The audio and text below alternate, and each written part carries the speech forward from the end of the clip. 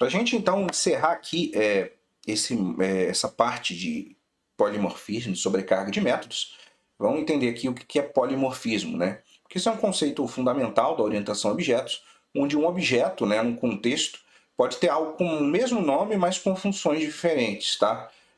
Aqui é um exemplo que a gente está passando a função speak, que é diferente para cada tipo de objeto, vai retornar um valor diferente.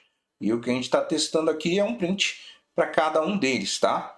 Mas a gente também tem a herança aqui e polimorfismo para que você possa trabalhar com métodos que não são definidos ou são definidos de um jeito diferente, é uma classe pai, e que podem ser alterados numa classe filha. E assim a gente consegue ter um recurso mais simples para poder trabalhar com essa questão. Então vamos lá para a nossa parte prática para testar as opções que a gente tem.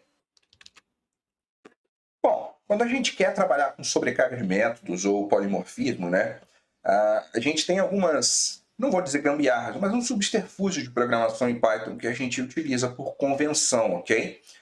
Isso é inclusive um dos motivos pelo qual a gente diz que não existe de fato um grande suporte de orientação a objetos em Python. Então aqui a gente tem a classe animal, que tem o método som, né, e que ele basicamente fica vazio. Quando eu implemento então uma classe cachorro e passo o método pai, e eu crio um método com o mesmo nome, automaticamente passa a valer, se eu instanciar um cachorro, o que tem nesse método. Tanto que aqui eu estou fazendo isso, mandando sair o som, o que vai acontecer é que vai imprimir ao invés de simplesmente fazer um método nulo, tá? Aqui também eu vou comentar isso aqui, comentar a parte de cima, onde a gente pode testar o mesmo conceito com calculadora, com uma calculadora. Vamos criar uma calculadora simples que tem um método adição, que basicamente retorna a adição de dois números. Aqui eu estou dando um exemplo, né? Estou instanciando e adicionando esses dois. Mas aí eu crio uma calculadora 2 que recebe calculadora e que tem também um método com o nome de adição, só que com 3 itens, né? Vamos lá. Se eu chamar, então, criar uma calculadora aqui e passar dois parâmetros, vai imprimir 1 mais 2, 3. E aqui, no caso, vai imprimir a soma desses 3. Vamos rodar. E é isso. 3, 6, que é a soma dos 3 ali.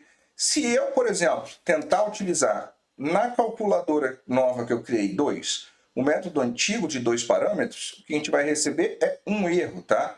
Porque não tem o método C.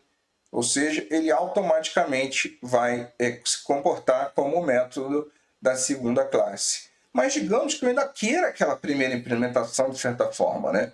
Então, alguma das coisas que a gente vai ter para nos auxiliar nesse caso é criar, por exemplo, vamos criar aqui a calculadora 3 e vamos criar um método em que... Opa! Eu apertei o botão errado aqui, a tecla errada, né? Com o C por padrão sendo nome. Então, eu faço uma verificação. Se o C for nome, eu gero uma soma normal. Se não, eu gero uma soma dos 3 que eu recebi. Nesse caso, lógico, tem que ter o mesmo nome, e é um subterfúgio que a gente está utilizando, né? Vamos testar essa opção. Rodando aqui, novamente, eu estou passando 1 e 2, vai dar 3, mas se eu passar 1, 2 e 3, vamos só comentar essa primeira aqui, e essa aqui, para a gente não ter dor de cabeça, também tem que dar 6, ou seja, estou usando o mesmo nome de método para fazer coisas diferentes, tá certo?